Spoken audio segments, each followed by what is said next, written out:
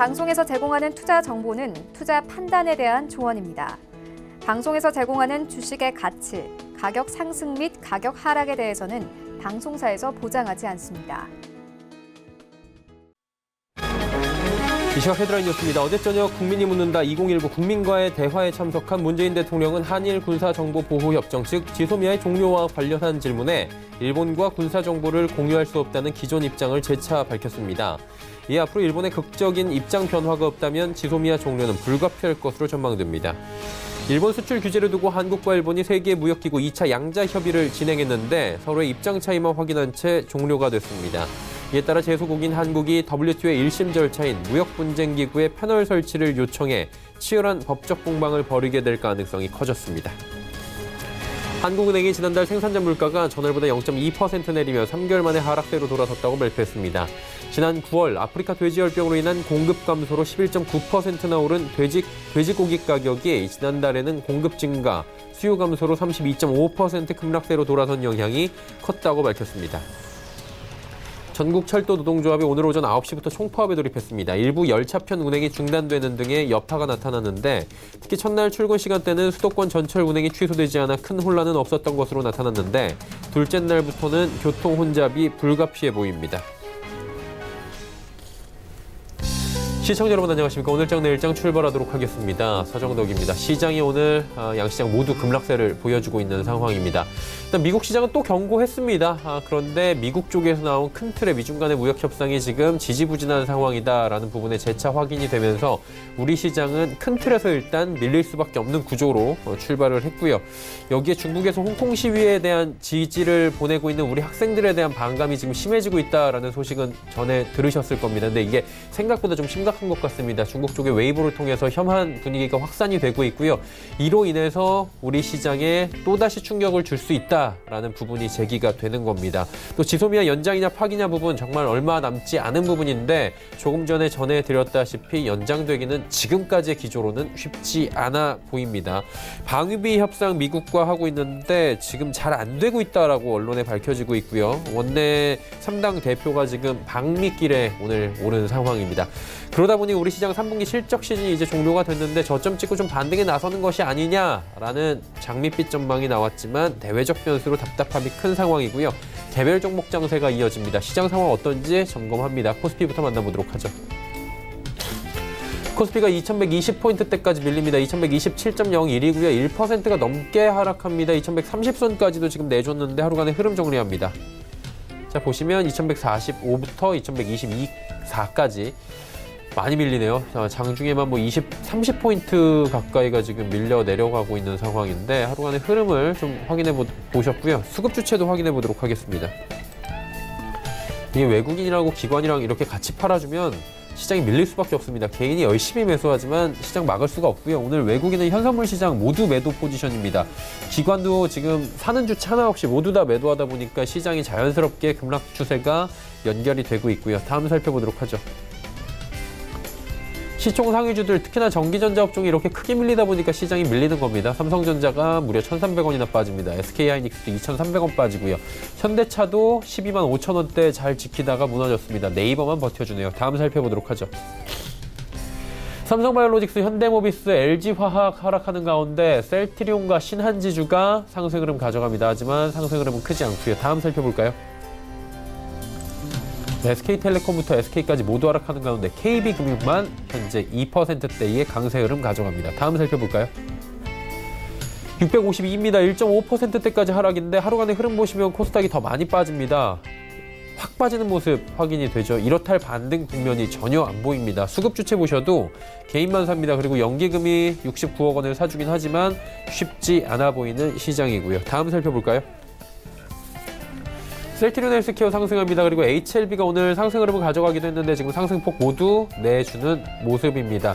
일단 리보세라닙에 대해서 지금 투여가 시작이 됐다 이런 얘기들이 나오면서 오늘 시장에서 괜찮았는데 다 내줬고요. CJENM 15만 원 회복 안 됩니다. 펄어비스, 스튜디오 드래곤 모두 빠지고 있습니다. 다음 살펴보도록 하죠.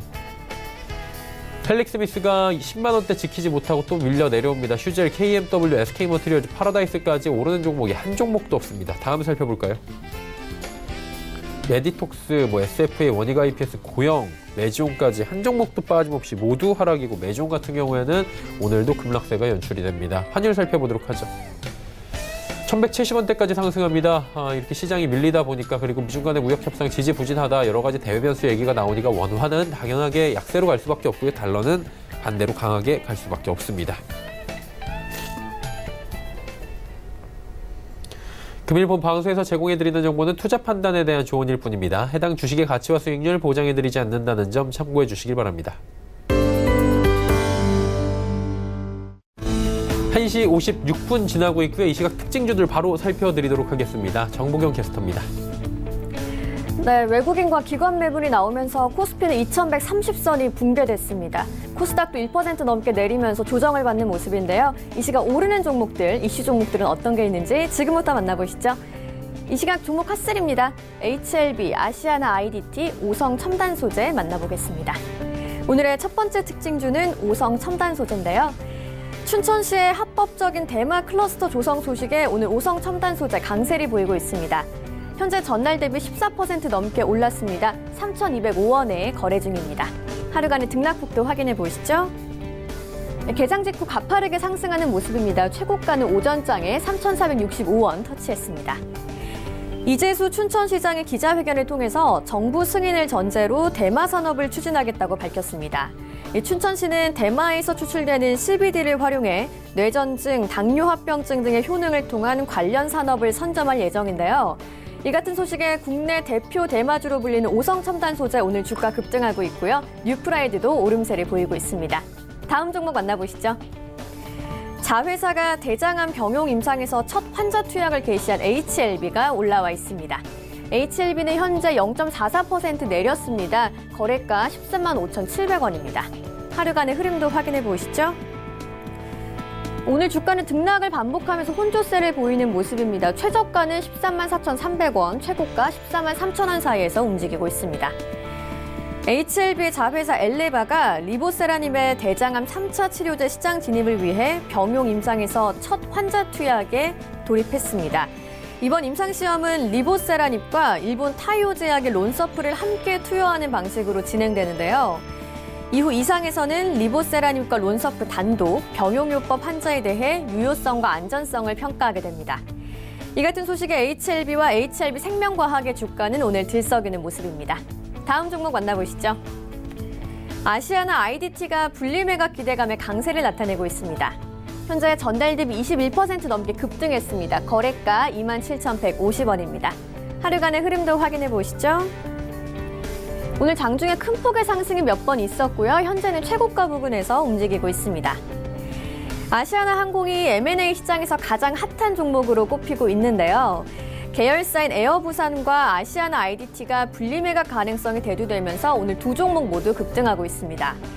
금호산업이 아시아나 항공 매각을 추진 중인데요. 이 과정에서 아시아나 IDT를 비롯한 아시아나 계열 회사의 분리매각 가능성에 시장이 주목하고 있습니다. 지금까지 이 시각 종목 핫3의 정보경이었습니다. 오늘장 이슈 바로 점검해 보도록 하겠습니다. 펠리지 투자 리서치 김민수 대표와 함께합니다. 안녕하세요.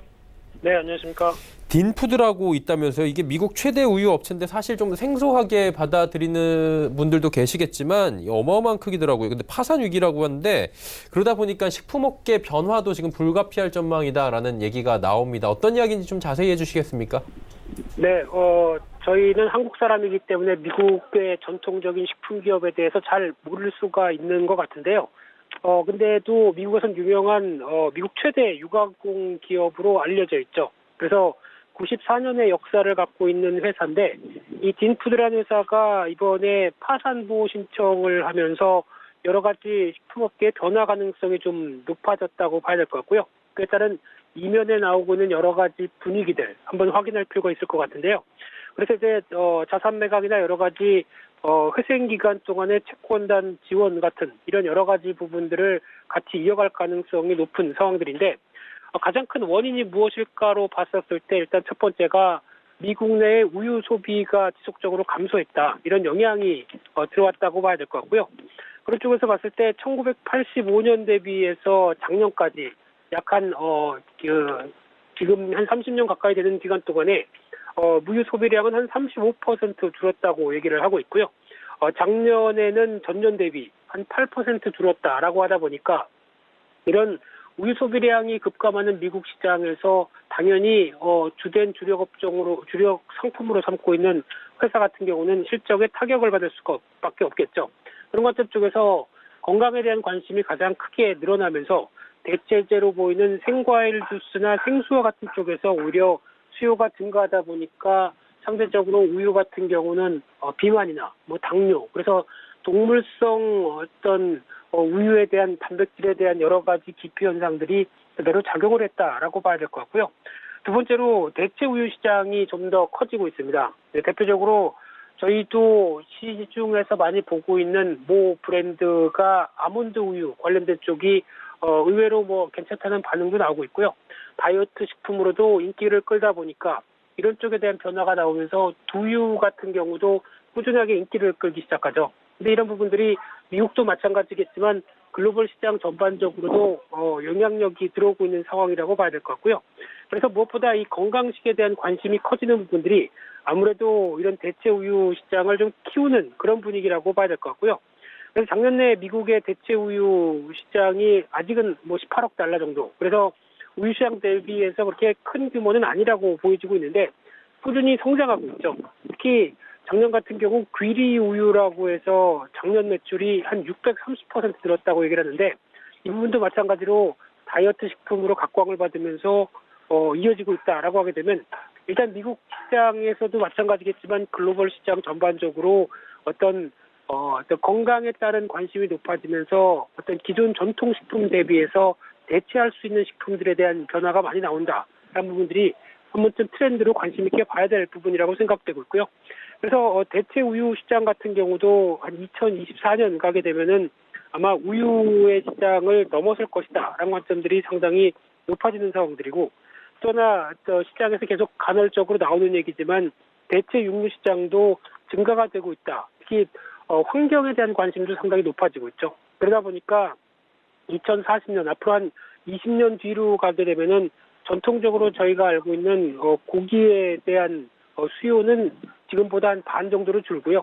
그리고 어떤 그 대체 육류라고 하는 쪽이 오히려 확대되면서 지금보다 거의 상승폭이 상당히 시장 점유율이 늘어날 것이다 라는 쪽으로 나오고 있는데 또 하나 식품업계 쪽에서의 또 다른 변화 중에 하나는 몇 년 전부터 이어졌던 대표적인 흐름들이 대형 마트, 특히 미국 같은 경우는 월마트죠. 이런 쪽에서 자체 브랜드를 통해서 출시하고 있는 여러 가지 부분들이 부각을 받고 있다는 관점 쪽으로 나오고 있는데 그러다 보니까 어떤 유통의 트렌드가 좀 바뀌고 있다는 관점 쪽에서 어떤 자체 저가 우유나 자체 브랜드에 대한 흐름들이 좀 더 커지고 있다라고 보여지고 있고요. 그래서 국내에서도 거의 이런 현실은 비슷하다고 봐야 될 것 같습니다. 그래서 우리나라도 1인당 연간 흰우유 소비량이 1997년 31kg 정도에서 작년 같은 경우는 26kg 정도로 많이 줄죠. 그런 관점이라고 나오게 되면 아무래도 저출산에 대한 영향이라든가 이런 어떤 대체제에 대한 수요 증가가 계속 나타나고 있다라는 관점들이 국내에서도 현실이라고 봐야 될 부분이라고 보여지고 있고요. 따라서 이제 국내 관련된 업계들 쪽에서도 흰우유 관련된 업체들도 사업 다각화를 시도를 하고 있습니다. 그래서 메일유업 같은 경우도 커피 전문점이라고 알려진 폴 바셋 같은 경우도 어느 정도 실적을 보강하기 위해서 다각화가 이끌어진다고 봐야 될 것 같고요. 마찬가지로 남양유업 같은 경우도 우유 기반의 디저트 카페 백미당이라는 회사를 운영하는데 저는 이그의 남양유업 건지 안 지가 얼마 안 됩니다. 그런 관점 쪽에서 추가적으로 가정간편식이나 그리고 식물성 우유 제품과 같은 여러 가지 사업 다각화가 이어진다는 점들도 식품업계 쪽에서 실적 보강을 그리고 떨어지는 수요에 대해서 여러 가지 변화가 나오고 있다는 점은 한 번쯤 눈여겨보면서 앞으로의 또 식품업계에 대한 또 투자 전략도 염두를 할 필요가 있지 않을까 그렇게 바라보고 있습니다. 정말 세상의 패턴이 빠르게 변하고 있다. 이런 부분을 저희가 알 수가 있는데 실적 시즌 이제 얘기해봐야 될 것 같아요. 마무리가 됐고 3분기 실적에 대한 여러 가지 평들이 있는데 분석을 좀 해주시면 어떨까요? 네, 3분기 기업 실적 관련해서 거의 이제 마무리가 되는 시점들이죠. 그래서 영업이익 전망치를 얼만큼 달성했느냐 이 부분과 함께 여러 가지 부분들에 대해서 한번 정리를 해보게 되면요. 일단 3분기 영업이익 증가율은 다 아시는 것처럼 별로 안 좋습니다. 그래서 한 39% 정도 작년 동기 대비해서 하락하는 모습들로 알려져 있고요. 금융위기 2009년 1분기 62%대 이후로 가장 낮은 증감률을 보였다라는 쪽에서 우려감은 계속 있는 상황들이고요. 게다가 4개 분기 연속으로 25%대 하락세를 보였다라고 하게 되면 4분기도 마찬가지로 마이너스 성장을 보인다. 그렇게 되면은 아마 분기 실적 발표된 2000년 이후부터 가장 또 많은 5개 분기 연속으로 마이너스가 나오지 않을까라는 쪽에 대해서 특히 안 좋은 기록 경신이죠. 이런 쪽은 어느 정도 좀 변화가 나왔으면 좋겠다라는 바람 쪽으로 바라보고 있는데, 하지만 이제 중요한 부분들이 어떤 증감률 자체에 대한 폭은 워낙 지난 작년 4분기부터 그리고 작년 하반기부터 가파르게 떨어졌기 때문에 증감률 자체에 대한 폭은 이제 좀 줄어들면서 바닥권을 만들지 않겠느냐라는 관점 쪽에서 아마 3분기가 저점이 아닐까라는 쪽으로 바라보고 있고요. 4분기 증감률은 한 0.3% 정도로 많이 좀 축소가 되지 않을까로 바라보고 있는데, 그 부분은 워낙 지난 4분기 때 많이 기업들의 실적이 안 좋았다는 얘기겠죠. 그런 쪽으로 봤을 때 무엇보다 또 점검해야 될 부분들은 반도체 업황이다라는 쪽으로 보여지고 있고요. 특히 삼성전자나 SK하이닉스 영업이익률을 보게 되면은 아무래도 또 시장에 대한 기대감이 지금 최근에 반영되는 것처럼 거의 저점에 다가오지 않겠느냐라는 쪽도 하나의 중요한 변화라고 봐야 될 것 같고요. 또 하나 찾아볼 부분들이 이제 어닝 서프라이즈 비율이죠. 그래서 코스피 200에서 전망치를 상회한 종목이 82개, 그리고 그렇게 되면 이제 비율이 41%로 집계가 되는데, 그런 관점으로 봤을 때 삼성전자나 SK하이닉스가 전망치 달성률이 111%였다. 그러면은 이 부분을 제외하게 되면 나머지는 한 86%로 집계가 되고 있고요. 아시는 것처럼 어닝 쇼크가 자동차 업종 쪽에서 품질 관련된 이슈로 얘기가 나오다 보니까 부진했었고, 조선항공, 한국전력 같은 유틸리티 쪽 부진했었는데, 그래도 일부 업종의 어닝 쇼크 영향 때문에 전망치 달성률은 하락했다라고 볼 수는 있는데요. 하지만 어닝 서프라이즈 비율은 상대적으로 높았다라고 보여지고 있는데, 솔직히 이런 미세한 분석도 실적들이 충분히 좀 우상향하는 모습들이 나오게 되면은 그렇게 크게 신경 쓸 부분이 아니라고 보여지고는 있지만, 그래도 미세하게는 하락하는 어떤 전반적인 기업 실적들이 안 좋은 가운데서 뭔가 기회윤들을 찾는 그런 과정이 나오지 않나라고 생각되고 있고요. 그런 관점으로 봤을 때 그래도 시장의 전망치의 어떤 달성률이 높은 업종을 보게 되면 가장 눈에 띄는 게 방위산업이라고 봐야 될 것 같고요. 한 140%대로 그나마 어떤 업종에서 선방했다라는 관점과 함께 또 하나 육상운송, 대표적으로 CJ 대한투군이죠. 이런 쪽의 실적 흐름들이 긍정적으로 나오면서 선전했다고 봐야 될 것 같고요. 그리고 정유 같은 경우도 워낙 눈높이가 낮았기 때문에 전망치에는 그래도 달성했다라는 관점 쪽에서 바라보고 있고요. 그밖에 반도체, 장비, 화장품, 인터넷 게임 이런 쪽으로 그래도 어떤 눈높이는 충족을 했다라는 업종 쪽으로 바라보고 있는데, 그런 관점 쪽에서 종목별로 보게 되면은 그래도 연속적으로 5분기 이상 실적을 눈높이에 달성했다라고 하는 종목이 나오는 부분들이 대표적으로 필라코리아, 그리고 현대글로비스, 삼성엔지니어링, 파트론, 제일기획 이렇게 5개 종목이 나오고 있고요. 그밖에 그래도 연속적으로 영업이익 전망치를 상회한 종목들이 꾸준히 나오면서 그나마 시장에서 한 줄기 빛으로 작용하고 있는 종목들이 보여지고 있는데, 그래도 그중에서 꾸준한 실적과 함께 관심이 그래도 필요한 쪽은 일단 몇 종목 보게 되면 삼성 엔지니어링 같은 경우 몇 년간 실적에 대한 부진을 이끈 뒤에 오히려 좀 정상화가 되고 있다는 관점 쪽에서 바라보고 있고요. 하지만 아직 수주가 조금 더 보강이 돼야 어떤 확장세가 뚜렷할 것이다 라는 관점 쪽에서 정상화는 됐는데, 그럼 그 다음에 대한 숙제에 대해서 계속 고민을 하는 상황이라고 봐야 될 것 같고요. 그 밖에 카카오 같은 경우도 눈에 띄죠. 실적이 그동안 R&D 비용이라든가 여러 가지 흐름들 때문에 별로 실적에 대한 자신감이 떨어졌다가 지난 2분기부터 실적에 대한 회복세가 나오기 시작하면서 주가도 우상향이 뚜렷하게 되고 있는 대표적인 국내 플랫폼 기업이다라는 관점 쪽에서 눈길이 가고 있다고 봐야 될 것 같고요. 또 하나 더존 비즈온 같은 경우도 마찬가지로 플랫폼 관련된 쪽으로까지 확장할 수 있는 상황들인데, 지난 삼성 생명 빌딩을 매입하면서 태평로였었죠. 그 빌딩을 매입하면서 여러 가지 또 보유 자산에 대한 여러 가지 또 현금에 대한 부담감들 이런 것 때문에 주가도 많이 흔들리긴 했었는데, 그래도 여전히 실적 흐름들에 대해서 자신감이 있다라고 하게 되면 이런 부분들이 오히려 주가에 대해서는 조금 더 긍정적으로 나올 수 있지 않을까라는 관점 쪽에서 추가적인 실적 흐름들도 챙겨야 되겠지만 여전히 기대감은 높은 대표적인 종목들이 이와 같은 종목들이다. 이렇게 말씀드리겠습니다. 네, 실적 시즌 리뷰까지 빠르게 함께 가봤습니다. 오늘 말씀은 여기까지 듣겠습니다. 고맙습니다. 네, 감사합니다. 헬리지 투자 리서치 김민수 대표와 함께했고요. 이슈 컬럼 이어집니다.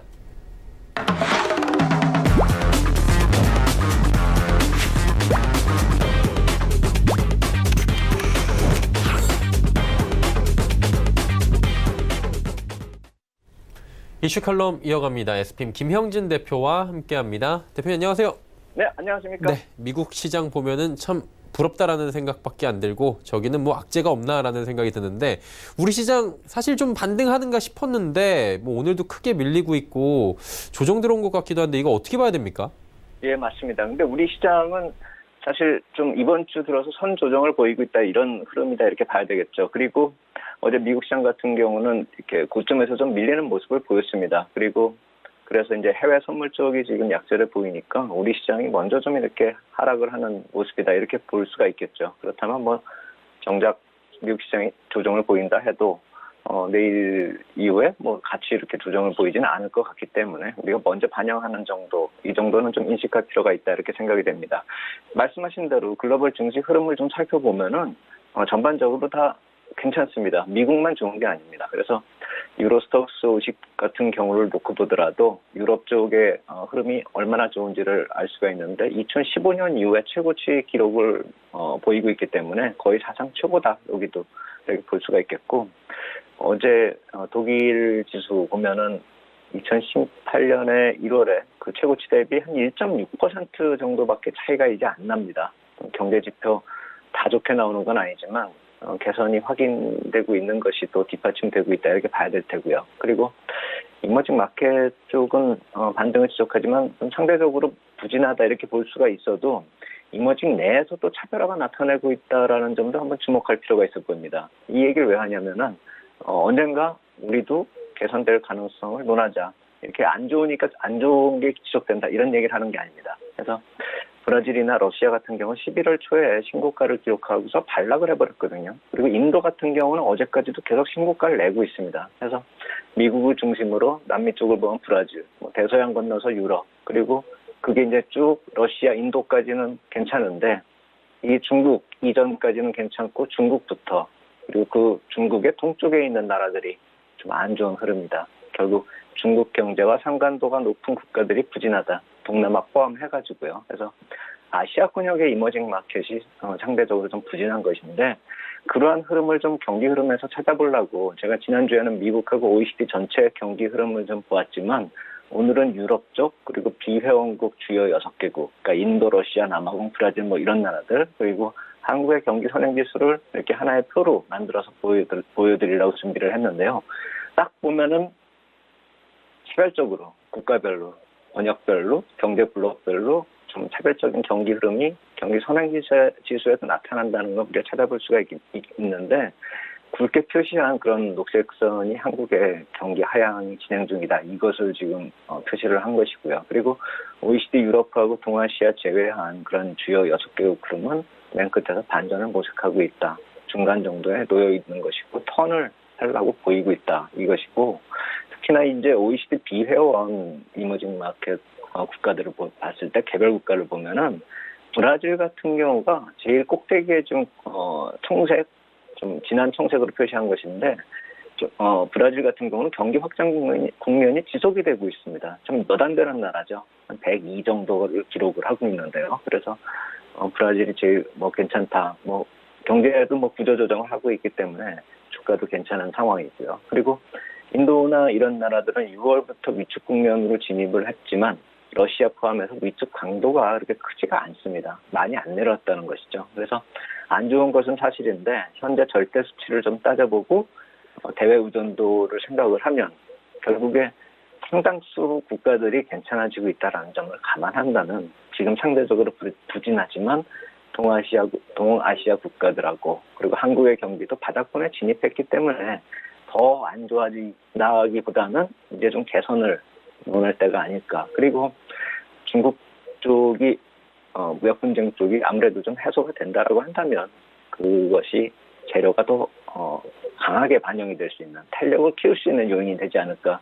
지금까지의 부진은 좀 역설적으로 말하면 향후에 좀 탄력적인 반등으로 이어질 수 있다라는 점도 좀 생각을 해봐야 될 테고, 특히나 오늘도 계속 외국인 쪽 매도가 나오고 있고 다음 주도 이어질 거라고 전망하는 그런 MSCI 이머징 마켓 지수 리밸런싱 그 영향력, 이것은 26일 종가로 이게 반영이 될 테기 때문에 26일이면 다음 주 화요일이거든요. 그러면 이번 주 지금 중반이니까 한 3, 4일 정도는 좀 우리 자체적인 요인으로 좀 부진한 흐름이 좀 나타날 수 있는, 조정이 좀 지속될 수 있는, 그러니까 미국 시장이 조정을 받아서 우리가 선반영하는 점도 있겠지만 우리 자체적으로 좀 조정 요인도 있다라는 점 좀 살펴볼 필요가 있다, 이렇게 말씀을 드리겠습니다. 지금 시장에 대한 상황을 하나하나 요목조목도 짚어주셨습니다. 그리고 이제 금리 이슈를 좀 들여다봐야 되는데, 요즘에 미중 간의 무역 분쟁이 워낙에 이게 이슈로 쥐락펴락하다 보니까 시장을, 금리가 조금 저희가 소홀히 하는 바가 있는데, 어때요? 금리 상승의 부정적 영향이 시장에 거의 반영이 안 되는 듯하다, 뭐 이런 얘기들이 지금 나오고 있어요. 금리 영향이 사라졌다고 봐야 되는 겁니까, 지금? 예, 이제 금리 인하 기대감 자체가 없어지니까 지금 중립적인 그런 금리 전망이 지금 대부분이거든요. 그래서 금리가 변동되지 않을 것이다, 이렇게 보는 게 맞을 것 같습니다. 특히나 이제 미국 10년물 국채가 2%대까지 근접을 하는 모습을 보였거든요. 지난주 중반에 수익률이 1.9%까지 올라갔다가 반락을 하는 그런 모습인데, 패드워치 툴의 금리 전망을 살펴봐도 이제는 금리 인하 기대감 거의 없고, 12월 FOMC 다음 달 동결 확률이 99.3%고 내년 3월까지 가더라도 동결 확률이 69%, 거의 뭐 70% 이상 되지 않을까, 동결 확률이, 이렇게 보는 것인데, 결국에 금리 인하는 물 건너갔지만, 그리고 금리 인상이 자꾸 거론이 되기도 하고 금리가 실질 금리도 좀 튀어오르고 하는 그런 모습인데, 그것이 악재로 반영되지 않는다는 점을 우리가 좀 보자라는 것입니다. 그래서 글로벌 국채가 전반적인 약세 흐름으로 전환되고 있는데, 그 배경의 요인이 미중 무역 분쟁 해소가 돼서 안전자산 선호 현상이 약화된다, 이런 점도 있겠지만,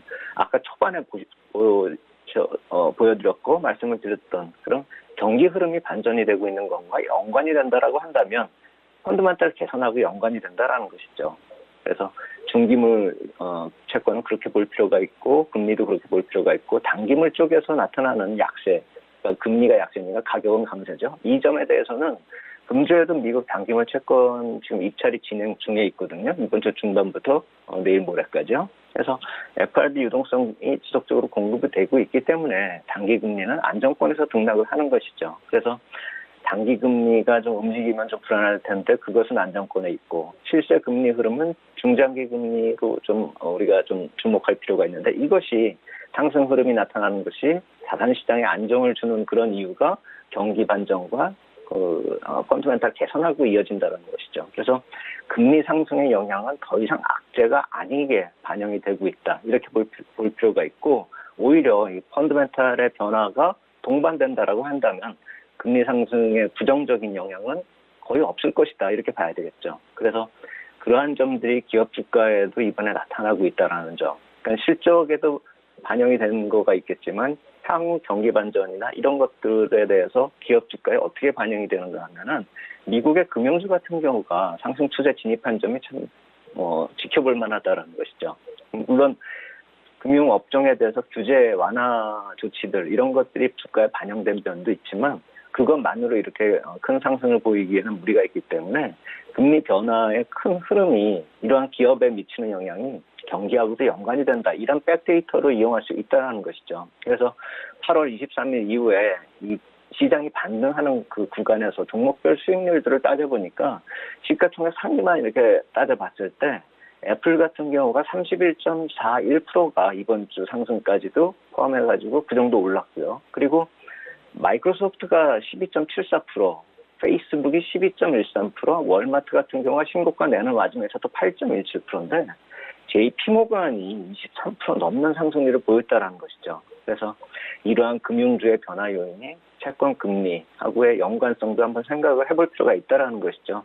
예대 마진 같은 것도 생각을 해야 되니까요. 그래서 금융주가 항상 경기 외적인 업종이다 이렇게 볼 것이 아니라 경기 반전 시에서는 금융주도 상당히 탄력성이 좋아진다라는 점, 경기 관련성을 가지고 있다라는 점을 감안한다면 이 역시 하나의 좀 시그널로 볼 필요가 있다라는 것이죠. 그래서 이러한 채권과 금리, 그다음에 금융주, 아까 보신 선행지수 이런 것들 주변 환경하고 흐름을 감안한다면은 지금 변화가 시작이 되고 있다라는 점 생각해 봐야 할 텐데 아직까지 이머징 마켓 쪽으로 이게 긍정적으로 전달이 되지 못하는 이유는 이러한 점들이 중기적으로 달러 약세 구간이 오기까지 시간이 많이 필요하게 만드는 또 요인이라는 것이죠. 그래서 글로벌 유동성이 이머징 마켓 쪽으로 들어오려면 예전에도 말씀을 드렸듯이 한 내년 1월까지는 좀 기다려야 될 것이기 때문에 이머징 마켓, 특히 아시아 시장이 상대적 강세를 보이기에는 좀 아직은 이르고 좀 아직도 선진 시장을 따라가는 흐름 정도로 인식하고 파악할 필요가 있겠다 이렇게 말씀을 드리겠습니다. 이머징은 결국에 선진국을 따라갈 수밖에 없는 패턴이 이번에도 나타날 수 있다라고 짚어주셨는데 글로벌 증시 흐름을 지금 살짝 보면요. 사실 그렇잖아요. 지금 바닥에서 턴하는 분위기다라고 얘기하고 있고 외국계 증권사에서는 내년도 경기 성장률을 상향 조정하는 부분도 있고 지금 분위기는 나쁘지 않은데 그러면 이러한 흐름 자체가 우리 시장에도 조금이라도 영향을 주지 않을까라는 기대감도 있는데 이건 어때요? 그래서 이제 여태까지는 좀 부정적인 말씀도 드렸는데 저는 이게 부정적인 말씀을 드리는 것이 거의 막바지에 이르렀다라는 말씀을 드리는 것입니다. 그래서 이 디플레이션의 극단적인 우려감이 나타나고는 있지만 아직도 완전히 배제된 것이 아니지만 변화는 이미 시작이 되고 있고 그런 우려감이 실제로 어떤 사고를 만들거나 위기로 이어질 가능성은 거의 멀어지고 있다는 점을 말씀을 드리고 싶은 것입니다. 그래서 코스피 같은 경우도 8월 19일 이후에 아까 비슷하게 미국의 업종이나 종목 상승률하고 비슷하게 구해봤을 때 11월 고점까지의 상승 구간 중에 상승률 상위 업종을 뽑아보면 의약이나 IT가 강세였다라는 건 아마 지난주에도 말씀을 드렸는데 이 금융업종 자체도 11월 들어서 또 추가 강세 보이면서 10%대 그리고 보험업종도 10%대 이렇게 상승을 보였다라는 것이죠. 그래서 보험업종 같은 경우는 이 펀더멘털 개선에 있어서 사고율 개선 이런 얘기도 있고 정책의 도움도 좀 이제 나타날 때가 됐다 이런 얘기가 나오지만 그런 것보다도 이런 중장기 저금리 기조가 변화되는 그런 모습이 주가에 반영되고 있는 것이 아닌가 이 점도 따져봐야 된다는 것이죠. 물론 그러한 이유들이 다 파악이 되는 것은 사후적인 문제이기 때문에 지금 어느 것이다 딱 이렇게 말씀을 드리긴 힘들지만 그러한 요인들이 반영이 되고 있다는 점도 한번 생각해 볼 필요가 있다는 것이죠. 그래서 그렇다면 금리가 한국 쪽은 어떻게 변화됐는가 아까 말씀으로만 드렸지만 한국 금리도 어떻게 변화되는가 그것을 미국 1년물, 10년물 채권하고 우리 10년물 채권하고 국채 수익률을 좀 비교하는 그래프를 만들어 봤습니다. 그래서 얼마나 우리가 빠르게 반등을 보이고 있는가를 따져보기 위해서 비교를 해봤는데 우리 10년물 금리 자체도 빠르게 반등을 하고 있는 것이 나타납니다. 그 그래프에서 나타나는 것이 절대 수치가 아니라 이 등락률이기 때문에 절대 수치는 미국보다 우리가 금리가 낮을지언정 지금 변동폭에 있어서 빠르게 올라오고 있다는 점도 우리가 좀 반영을 하고 지켜봐야 된다는 것이죠. 특히나 검은색 선으로 제가 표시한 1년물 채권은 아까도 말씀드렸듯이 정책적인 요인으로 아래 쭉 깔려 있어서 움직이질 않고 있고 10년물짜리 이런 중장기물이 안전자산 선호 현상 약화도 있겠지만 경기 흐름의 개선을 반영한다라고 본다면은 우리 시장 쪽도 나쁘다라고만 볼 수는 없는 것이죠. 물론 안전자산 선호 현상이 우리 쪽으로 더 많이 반영이 될 것입니다. 아까 말씀을 드렸듯이 무역 분쟁 해소되면 우리는 더 빨리 올라갈 것입니다. 그런데 그런 것들이 지금 채권에 반영이 되고는 있지만 그것만으로 저렇게 올라갈 수 있느냐 따져보면 그런 것이 아니라 무역 분쟁 해결 이슈와 더불어서 경기 흐름에 그런 변화 요인도 우리가 생각을 해봐야 된다는 것이죠.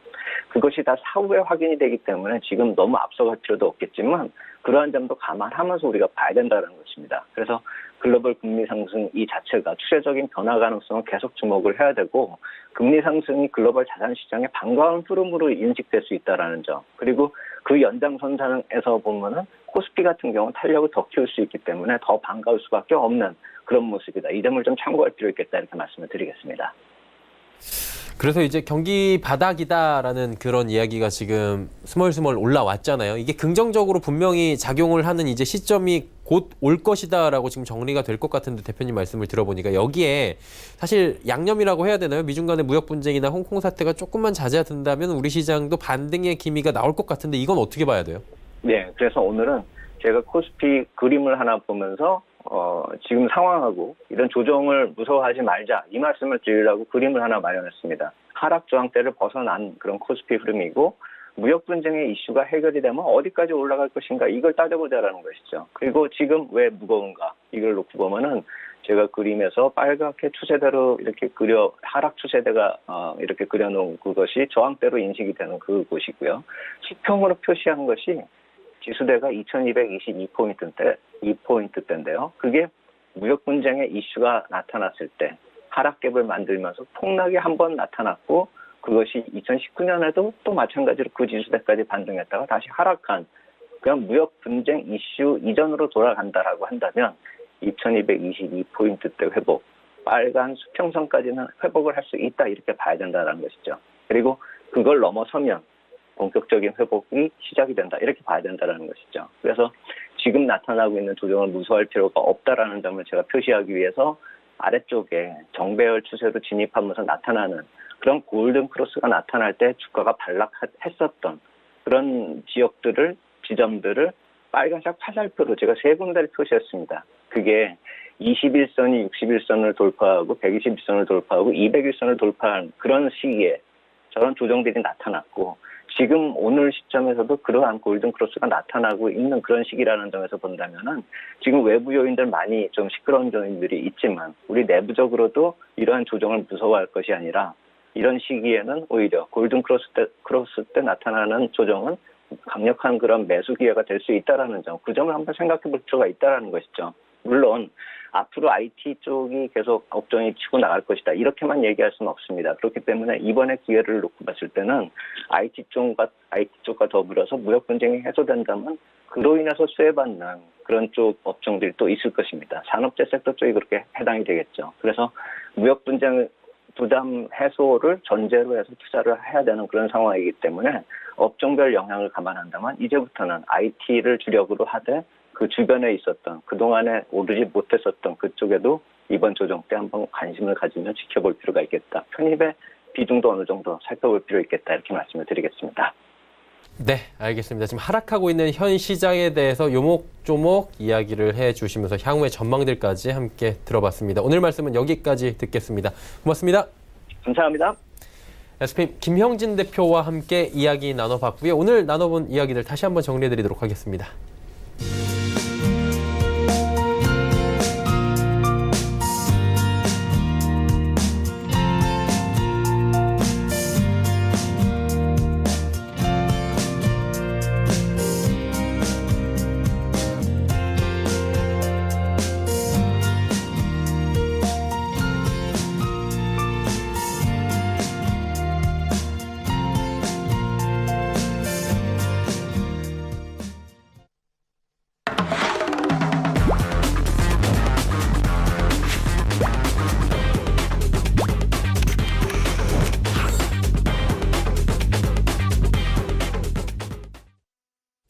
자, 이제 종목 이야기 바로 출발하도록 하겠습니다. 희망투자연구소의 이청원 본부장과 함께합니다. 어서 오세요. 안녕하세요. 네, 반갑습니다. 바로 오늘 종목 이야기 출발해 볼까요? 예, 첫 번째 종목은 한화 에어로스페이스입니다. 공사는 항공엔진과 방산, 산업용 장비 등 다각화된 사업을 영위하고 있는 기업이고요. 우선 항공엔진 부분은 안전에 지켜야 되는 항공기 엔진을 개발, 생산 및 정비하는 부분이라고 할 수가 있겠죠. 대한민국 정부는 물론이고 해외 주요 엔진 제작 업체와의 지속적인 협력 관계가 이어지는 가운데 국내 시장, 해외 시장에 해당 재와 기술력을 꾸준히 공급하고 있습니다. 무엇보다 국내에서 독점적 지위를 유지하고 있다는 점에서 높은 평가를 받을 수가 있을 것 같고요. 두 번째 방산 부분은 단일 수요자라고 할 수 있습니다. 정부의 시장이 형성되어 있는 상황에서 시장 규모는 중기 혹은 장기적인 관점에서 집행된 정부의 국방 예산에 따라 결정이 됩니다.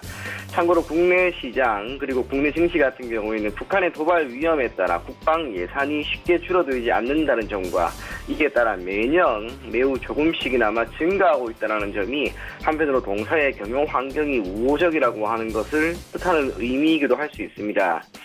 다각화된 사업 포트폴리오를 토대로 올해 사상 최대 매출이 전망이 됩니다. 영업이익 또한 1,253억 원. 그렇기 때문에 실적 증가에 기인한 외형 성장은 충분히 나올 수 있을 것 같고요. 기술적으로 보게 되면 동사가 지난 8월 말 그대로 어닝 서프라이즈를 기록하면서 주가가 단기간에 크게 상승했습니다. 그리고 10월과 11월 초순까지 소폭 약세 흐름을 보였는데 저는 이게 일정 부분 조정이라고 보입니다.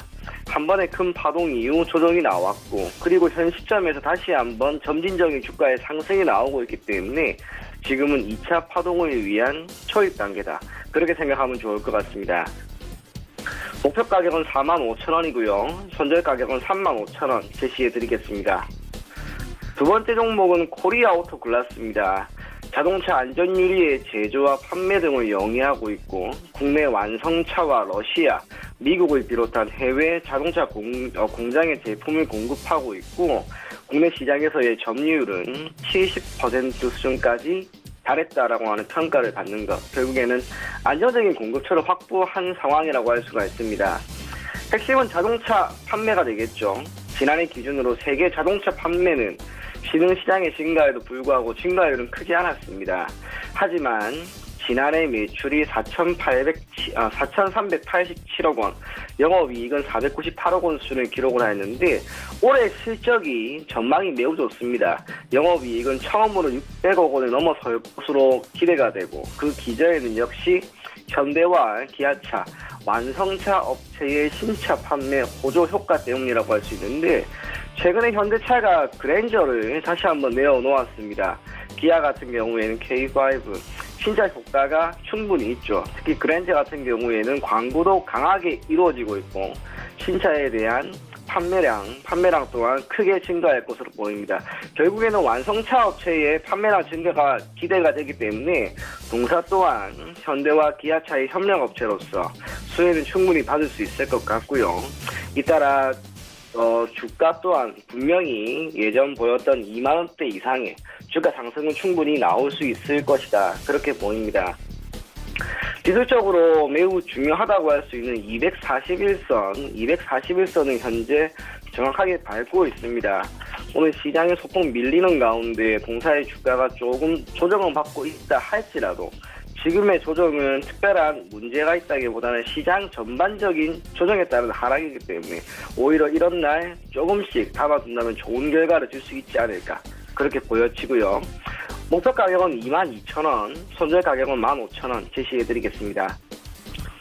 마지막 종목은 유니셈입니다. 반도체 장비인 스크러브를 국내 최초로 개발한 업체이자 반도체 장비, 부품 제작, 그리고 반도체 공정에 따른 유해가스 정화 장치를 공급하는 기업입니다.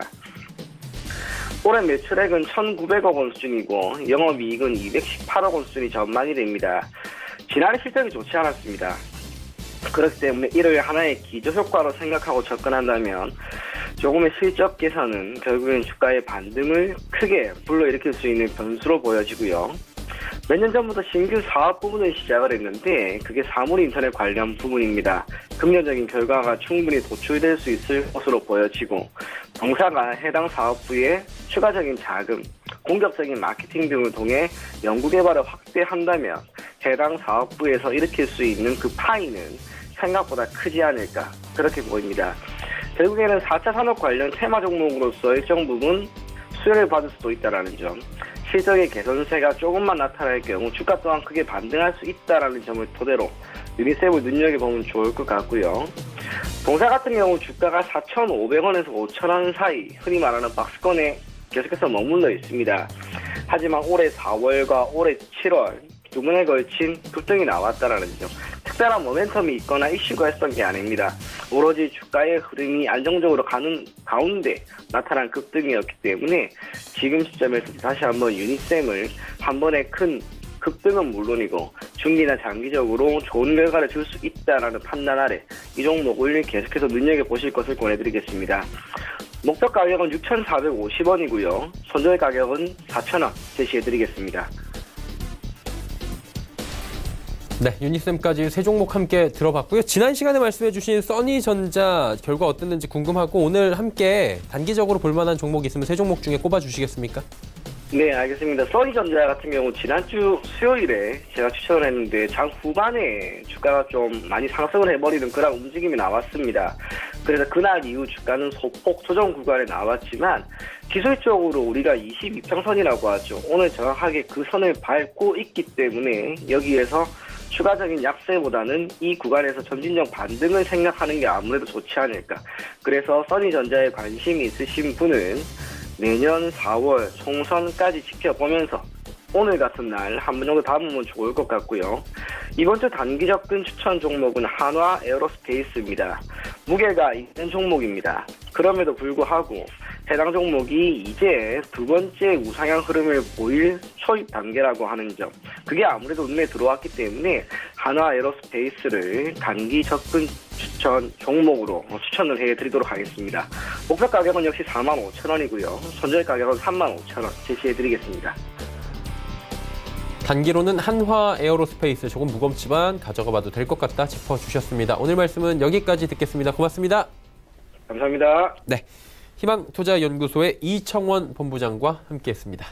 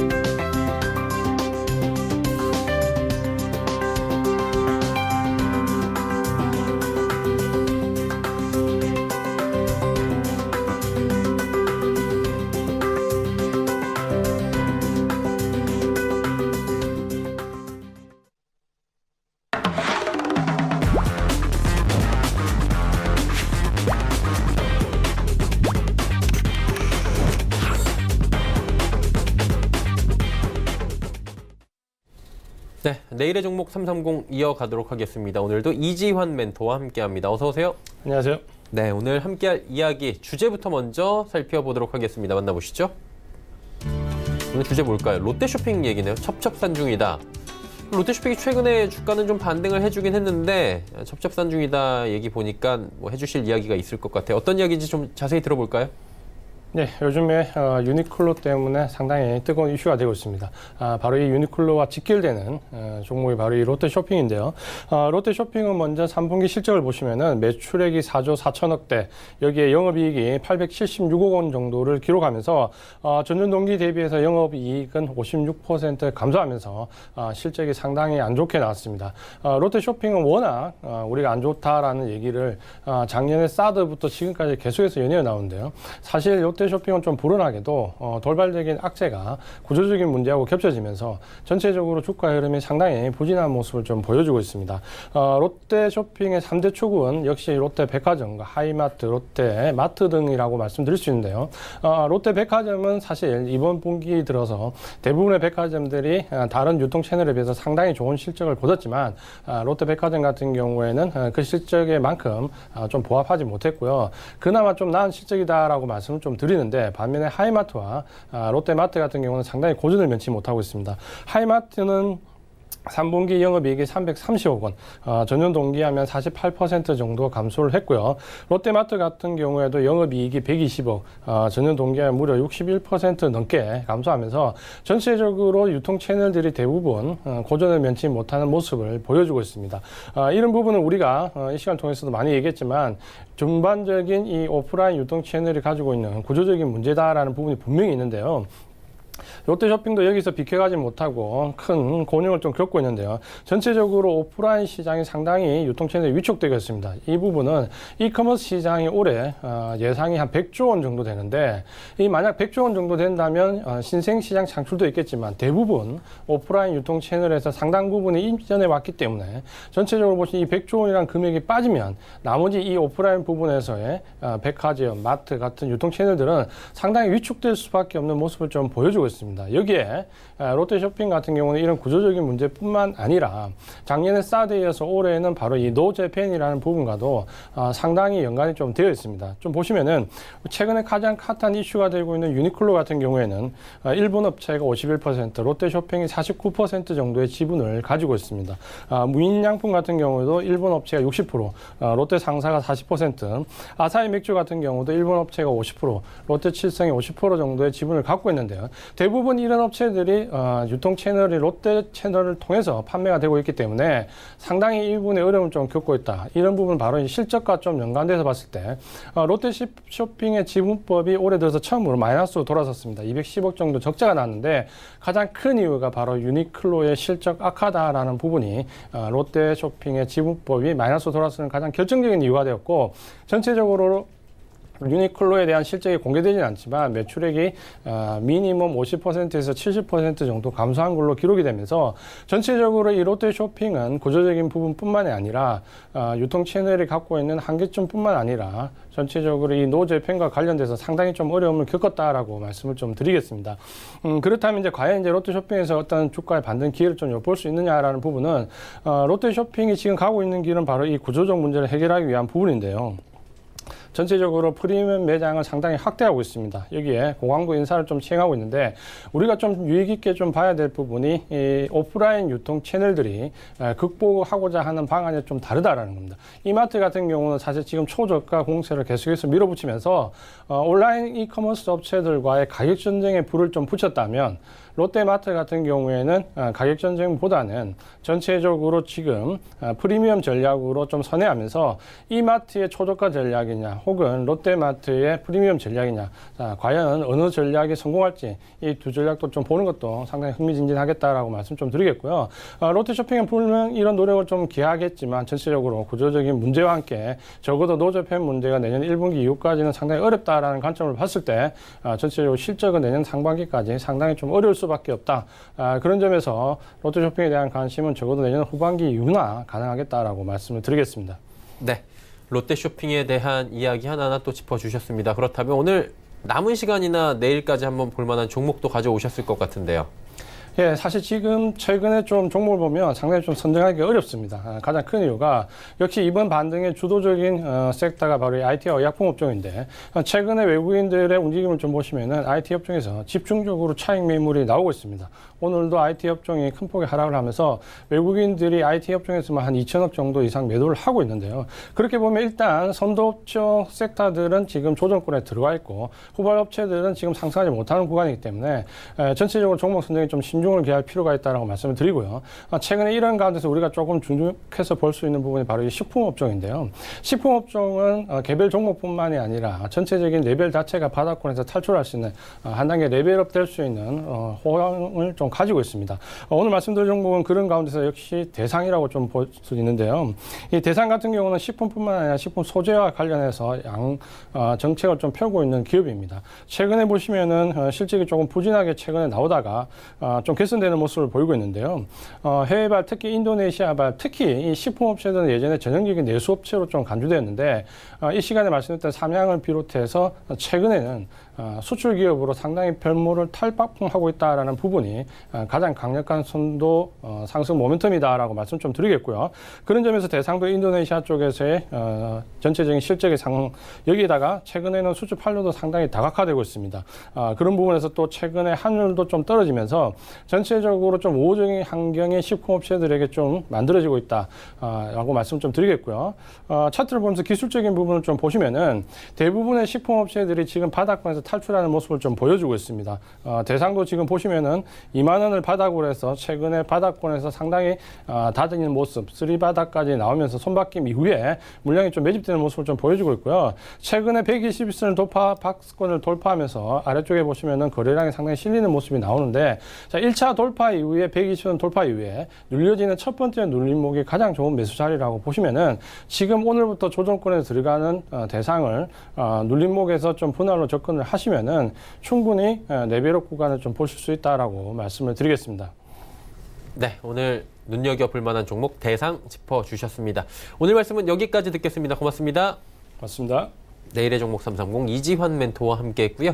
금일 본 방송에서 제공해드린 정보는 투자 판단에 대한 조언이었습니다. 해당 주식의 가치와 수익률 보장해드리지 않는다는 점 참고해 주시길 바랍니다.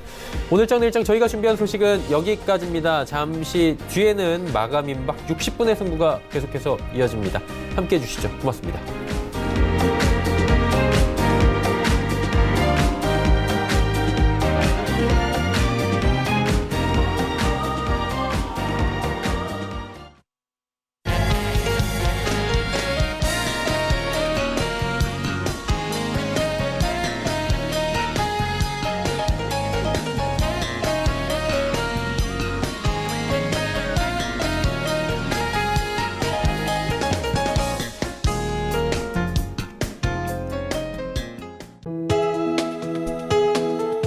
방송에서 제공하는 투자 정보는 투자 판단에 대한 조언입니다. 방송에서 제공하는 주식의 가치, 가격 상승 및 가격 하락에 대해서는 방송사에서 보장하지 않습니다.